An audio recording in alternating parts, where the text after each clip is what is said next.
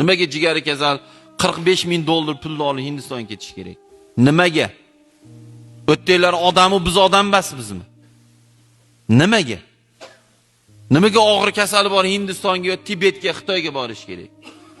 Yo Germaniyaga borish kerak? Ular odammi, biz odam emasmi?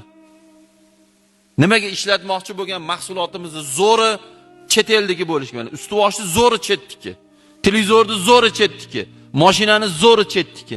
Nimaga o'zimizga bo'lmasligi kerak? Aytinglar mana. Bo'lish kerakmi? Uning uchun biz bugun mana 40-45 dan kattalarning xatosini bugun 40 dan pastlarga qildirmaslik kerak. Televizor ko'rasan, bir kunda yarim soat, 1 soat, -24 dan. Namozing hammasini qo'shsa 1 soat, minus ketdi, yana 2 soat. Uyqu 7 soat, qo'shamiz 9 soat ketdi. Yana nima qilasan? Ha, keyin ham bo'pti 1 soat, 10 soat ketdi. 24 dan 10, 14 soat 1 minut vaqtingni bekor o'tkazmaysan. Sport, kitob, boshqa ish, hunar shu. Mayli 10 soating namozing, uyqing, kiyinishing, televizoring, interneting mayli 10 soat, mayli bola. 7 soat uxlash kerak. 14 soat qo'lyaptimi? 14 gazini bosasan deyish kerak. O'qiysan deyish kerak. Mana biz xato qildik, til o'rganmadik, hunar o'rganmadik.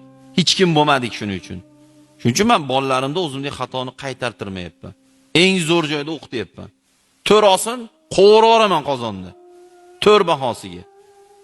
Bu degani urib yormayman, nakazat qilaman, qovog'imni solaman, gapirmayman, maktabiga pul bermayman. 4 kerak emas menga deyman. Nimaga 11 yil umri ketyapti? 7 yoshdan hisoblasa 18 yoshgacha. 11 yil men bilasizmi, necha million pul tikaman u bolamga. Ustuvoshi bor, sumkasi bor, daftari bor.